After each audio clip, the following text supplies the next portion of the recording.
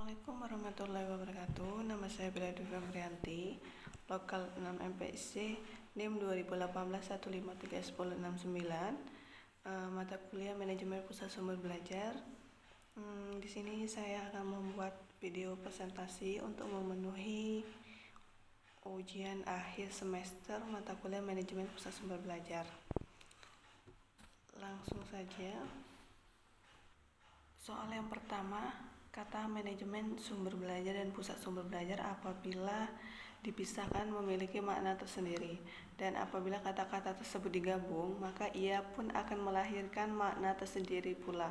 Oleh karena itu, langkah pertama Anda jelaskan menurut para ahli berikut: pengertian manajemen, pengertian sumber belajar, pengertian pusat sumber belajar, yaitu pengertian manajemen pusat sumber belajar.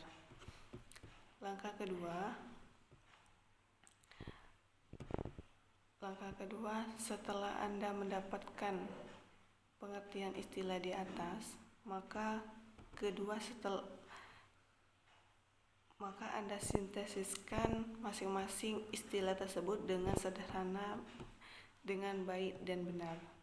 Jawabannya, menurut para ahli, langkah pertama, menurut Melayu SP Hasibuan, manajemen adalah ilmu dan seni mengatur proses pemanfaatan sumber daya manusia dan sumber-sumber lainnya secara efektif dan efisien untuk mencapai satu tujuan.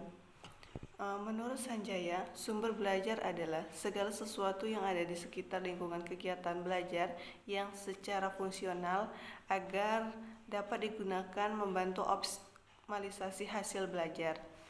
Kemudian menurut Percival H.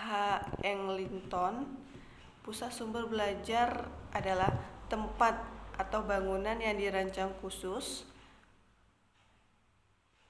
yang berfungsi sebagai menyimpan, merawat, mengembangkan berbagai sumber belajar yang ada baik individu maupun kelompok.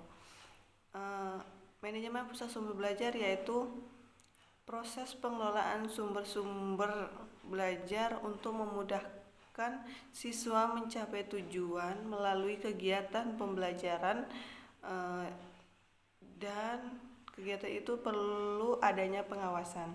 Langkah kedua, manajemen pusat sumber belajar adalah ilmu dan seni mengatur proses pemanfaatan sumber daya manusia berupa tempat atau bangunan yang digunakan untuk menyimpan, merawat, dan mengembangkan pusat sumber belajar yang ada di sekitar lingkungan kegiatan belajar secara fungsional agar pengelolaan pusat sumber belajar siswa mencapai tujuan yang efektif dan efisien untuk kemudian harinya. Maka diperlunya adanya pengawasan yang berwajib. Kemudian yang kedua, jelaskan secara sistematis dan rasional urgensi hubungan antara manajemen dengan pusat sumber belajar.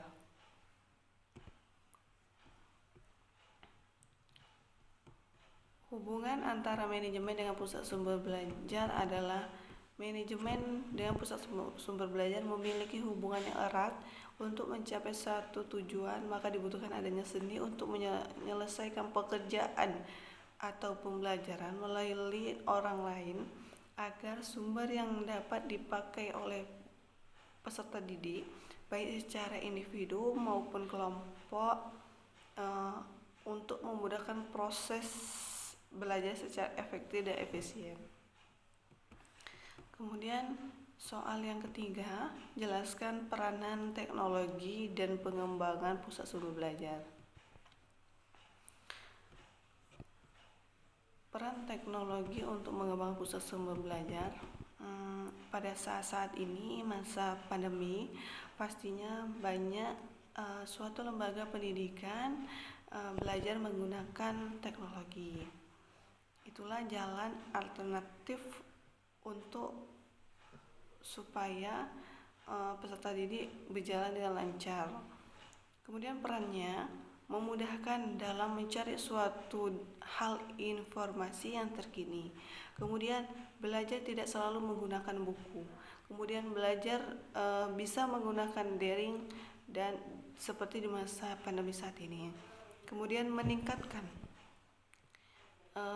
minat belajar peserta didik. Kemudian memudahkan akses pembelajaran di masa pandemi saat ini. Hampir seluruhnya lembaga pendidikan menggunakan pembelajaran berupa aplikasi seperti daring, learning, dan banyak lainnya. Kemudian soal yang keempat, carilah satu contoh pusat sumber belajar yang ada di sekitar, kemudian buatlah grand design langkah-langkah yang dapat dilakukan untuk membenahi pusat sumber belajar tersebut, baik sarana, prasarananya, personalianya, dan lainnya, sehingga pusat sumber belajar tersebut menjadi wadah yang bermanfaat untuk meningkatkan kualitas hidup dan kehidupan manusia yang berada di sekitar pusat sumber belajar tersebut khususnya, dan masyarakat luas pada umumnya. Jawabannya yaitu pusat sumber belajar contohnya seperti perpustakaan. Langkah membenahinya, perpustakaan dijadikan sebagai tempat wisata edukasi. Perpustakaan tidak hanya tempat untuk membaca, namun dimodifikasi dengan menyediakan tempat untuk menonton yang edukatif, dan juga berbagai benda-benda sejarah selayaknya museum ini. Karena ini merupakan area wisata, maka di luar gedung dapat difasilitaskan dengan permainan anak, tempat untuk membeli makanan, tempat ibadah, dan maupun tempat untuk sekedar bersantai. Sarana dan prasarana diperbaiki, dibuat dengan memanfaatkan teknologi terkini yang mendukung ruang perpustakaan, dirancang sedemikian rupa agar kedap suara, serta memiliki kelengkapan seperti musola dan toilet, dan juga TV. Tidak semua orang hobi membaca buku. Kemungkinan ada sifat seseorang ketika membaca hobinya sambil menonton TV atau dengan yang lain, maka dari itu dilengkapinya dengan TV atau media lainnya. Terima kasih penjelasan jawaban dari saya. Saya akhiri. Wassalamualaikum warahmatullahi wabarakatuh.